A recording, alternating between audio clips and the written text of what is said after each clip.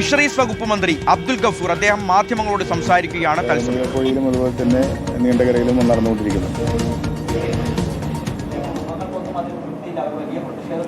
അല്ല, കുടുംബങ്ങളുമായി ബന്ധപ്പെട്ട ഉദ്യോഗസ്ഥന്മാർ ഇന്ന് രാവിലെ നീണ്ടകരയിലെ കളക്ടർ ഉണ്ടായിരുന്നു, ബഹുമാനപ്പെട്ട മന്ത്രി ഷിബു ബേബി ജോൺ ഉണ്ടായിരുന്നു, അതുപോലെ തന്നെ റവന്യൂ ഉദ്യോഗസ്ഥന്മാരെല്ലാവരും ഉണ്ടായിരുന്നു, ഫിഷറീസ് ഉദ്യോഗസ്ഥരുണ്ടായിരുന്നു. എല്ലാവരും അവരുമായിട്ട് ഇൻട്രാക്ട് ചെയ്യുന്നുണ്ട്. അതുപോലെ തന്നെ മുതലപ്പുഴയിലും ഇപ്പോൾ ഫിഷറീസ് ഉദ്യോഗസ്ഥരും അതുപോലെ തന്നെ റവന്യൂ ഉദ്യോഗസ്ഥരും ഒക്കെ അതുമായി ബന്ധപ്പെട്ട് അവരുമായി ഇൻട്രാക്ട് ചെയ്തുകൊണ്ടിരിക്കുന്നുണ്ട്.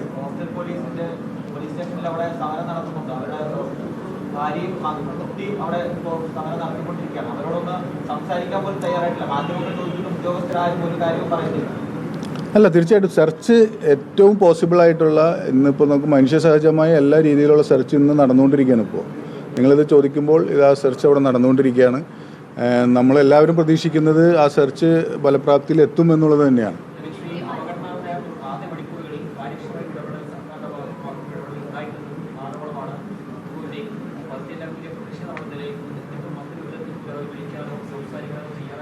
അല്ല, ഞാനിപ്പോൾ നീണ്ടകരയിലവരുമായിട്ട് സംസാരിച്ചിരുന്നു.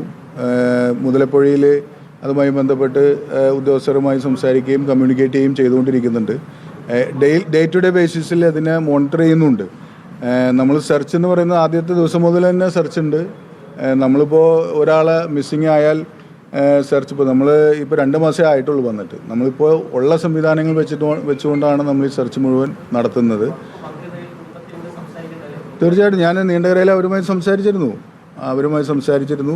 ഇനി മുതലപ്പുഴയിൽ അവരുമായി ഞാൻ സംസാരിക്കുമെന്ന് പറഞ്ഞാൽ ഉദ്യോഗസ്ഥർ നിരന്തരം അവരുമായി ബന്ധപ്പെടുക ഞാൻ കമ്മ്യൂണിക്കേറ്റ് ചെയ്തുകൊണ്ടിരിക്കുകയാണ്. എല്ലാ സമയവും മോണിറ്റർ ചെയ്തുകൊണ്ടിരിക്കുകയാണ്.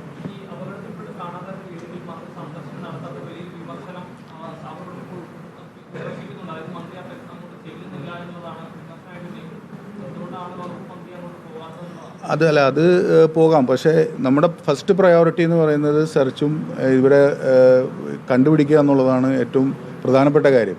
അത് എല്ലാ ദിവസവും ഡേ ടു ഡേ ബേസിസിൽ മോണിറ്റർ ചെയ്തുകൊണ്ടിരിക്കുന്നുണ്ട്. തീർച്ചയായിട്ടും ഒരു റിസൾട്ട് ഉണ്ടാകും എന്ന് പ്രതീക്ഷിക്കുന്നു. അതിനുവേണ്ടിയാണ് ശ്രമിക്കുന്നത്.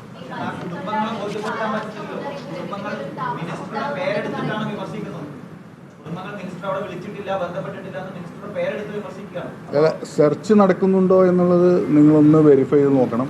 അവിടെ നമുക്ക് സാധ്യമായ രീതിയിലുള്ള സെർച്ചുകൾ നടക്കുന്നുണ്ടോ എന്നും കൂടി നിങ്ങളൊന്ന് വെരിഫൈ ചെയ്യണം.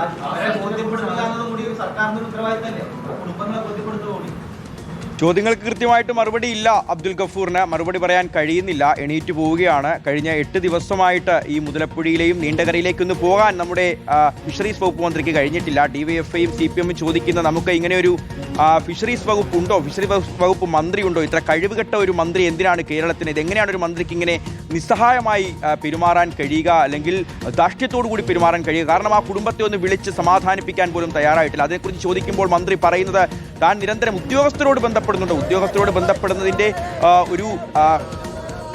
ഒരു സെക്കൻഡ് സമയം മാത്രം മതി ആ കുടുംബത്തെ ആ ഫോൺ എടുത്ത് ഒന്ന് വിളിച്ച് അവരോട് ഒരു ആശ്വാസവാക്ക് പറഞ്ഞാൽ നിങ്ങളുടെ കൂടെ ഈ സർക്കാരുണ്ട്, അല്ലെങ്കിൽ ഫിഷറീസ് വകുപ്പുണ്ട്, മന്ത്രിയായിട്ട് ഞാനുണ്ട് എന്ന് പറയാൻ. പക്ഷെ അത് കഴിഞ്ഞിട്ടില്ല അദ്ദേഹത്തിന്.